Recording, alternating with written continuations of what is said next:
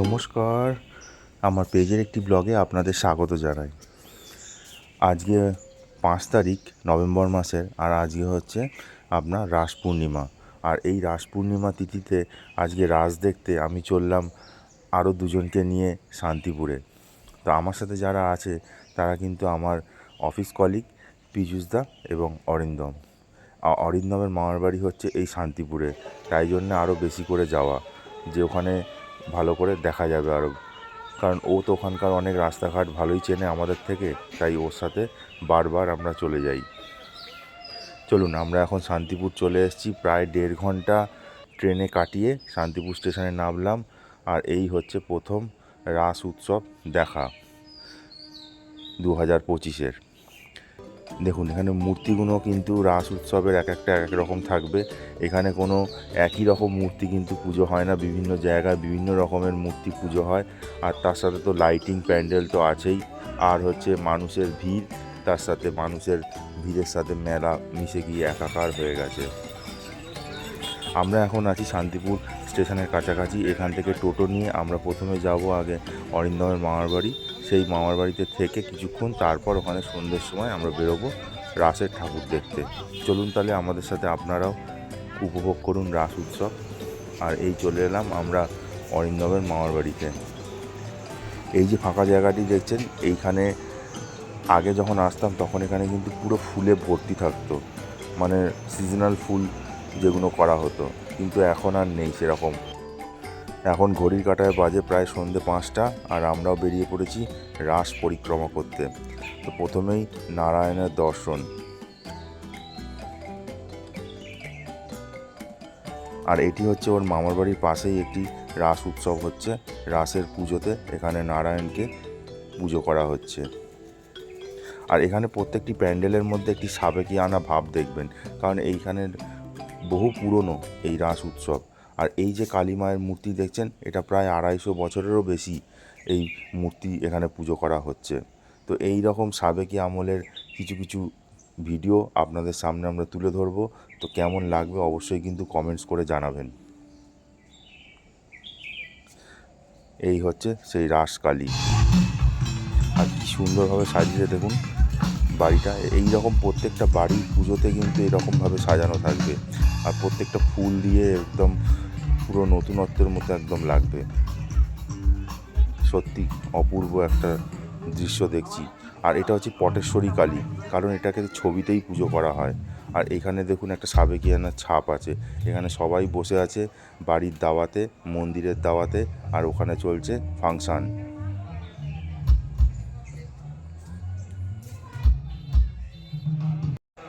এই রকম বাড়ি ঠিক এইখানে এলেই মনে হয় দেখা যায়। কতদিন পর এইরকম একটা বাড়ি দেখছি। আর সেই আমাদের আড্ডা মারার রক, একটা নস্টালজিক ফিলিং। চলুন, এটা আসবো এখানে পরে, আগে ঠাকুর দর্শন করে নিই। এটি আমাদের এখন 4র্থতম প্যান্ডেল দর্শন চলছে। আর এইখানে মায়ের শক্তিরূপিণী রূপকে তুলে ধরা হয়েছে রাস পূর্ণিমার মধ্যে।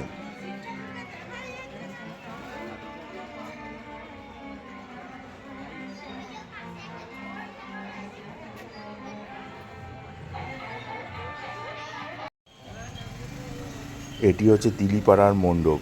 এখানে পাখিরালয় তৈরি করা হয়েছে।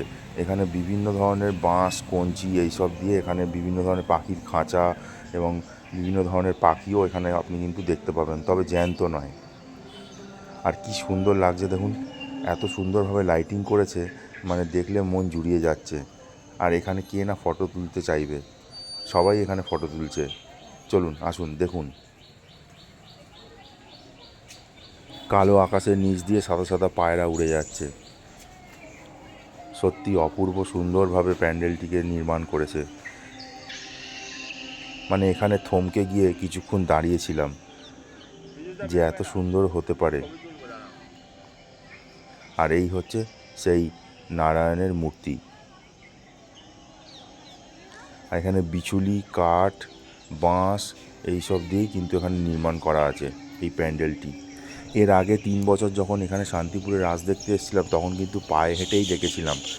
অরিন্দমের সাথে। কিন্তু এইবারে ও বলল যে না, এবারে পায়ে হাঁটবো না, এবারে টোটো করে যাব, কারণ অনেক ভেতরে ভেতরে ভালো ভালো ঠাকুর হয়, সেগুলো আমরা পায়ে হাঁটলে দেখতে পাবো না এই কম সময়ের মধ্যে।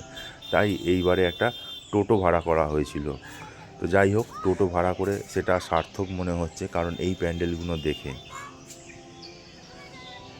আপনারাও উপভোগ করুন আমাদের সাথে।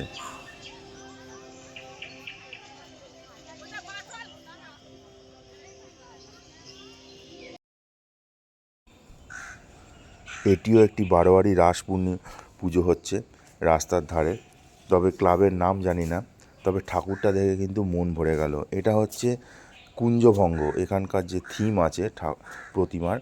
আর এই কুঞ্জভঙ্গ হচ্ছে রাস পূর্ণিমার পরের দিন যেসব সাবেকি আমলের বাড়িতে যেসব পুজো হয়, সেই যে রীতিটা পরের দিন যেটা করা হয় সেটাই হচ্ছে কুঞ্জভঙ্গ, সেটাকেই এখানে কিন্তু তারা তুলে ধরেছে।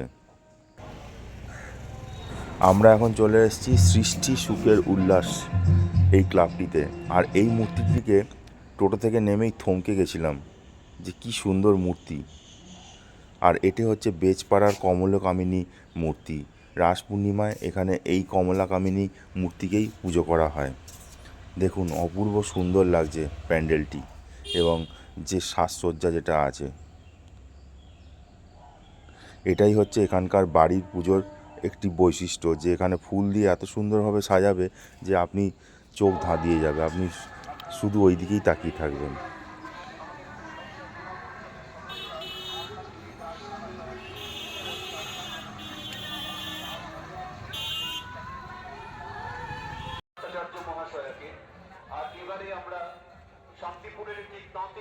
এই যে প্রতিমাটি দেখছেন কালী মায়ের, এটা কিন্তু পুরোপুরি ঝিনুক দিয়ে নির্মাণ, আর প্যান্ডেলটি হচ্ছে ফুলের সাজের নির্মাণ।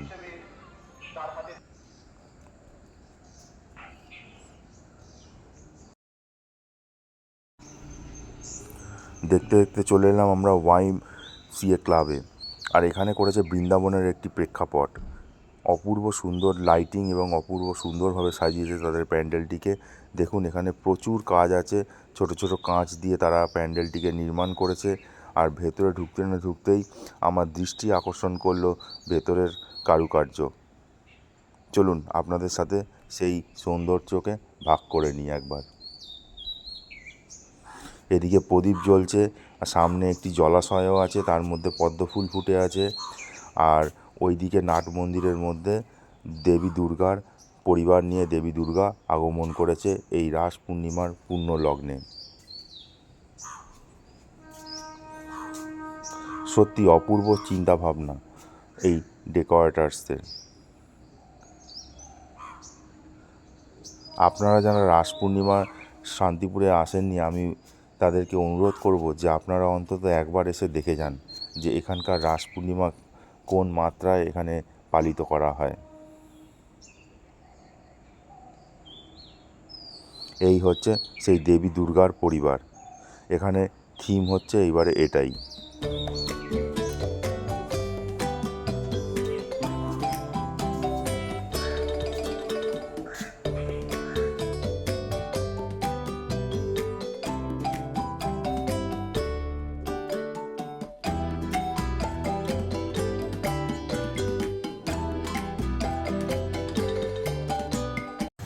আর এদিকে মাঠ প্রাঙ্গণে মেলা বসেছে, রং বেরঙের দোকান, খাবার দাবার সব কিছু মিলেমিশে একাকার।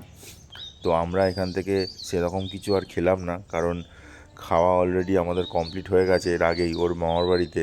তো আমরা এখান থেকে পান খেলাম, মিষ্টি পান। চলুন আমরা এবার চলে এসেছি বৈষ্ণবপাড়া রাস পূর্ণিমার মন্দিরে। আর এখানে রাস কালীকে পুজো করা হয় এই বৈষ্ণবপাড়ার এই মন্দিরে। আর মন্দিরটি দেখুন অপূর্ব সুন্দর, পুরো শ্বেত পাথরের তৈরি। আর এখানে কি সুন্দরভাবে সাজিয়েছে দেখুন।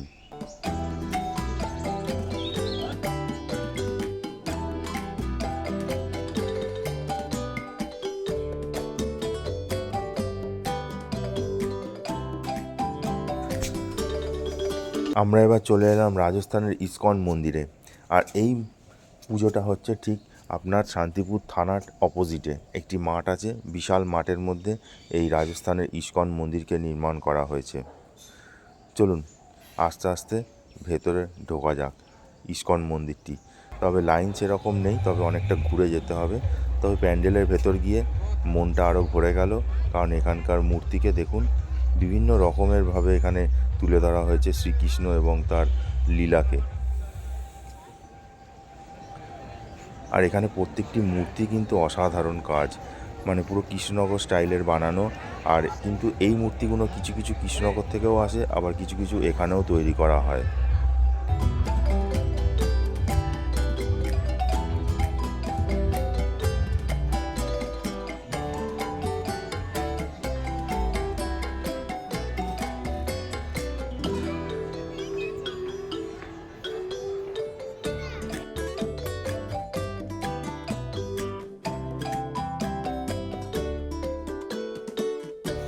এই অল্প সময়ের মধ্যে আপনাদের যে কটা পারলাম ভালো ভালো দৃশ্য বা পুজো আপনাদের উপহার দিলাম।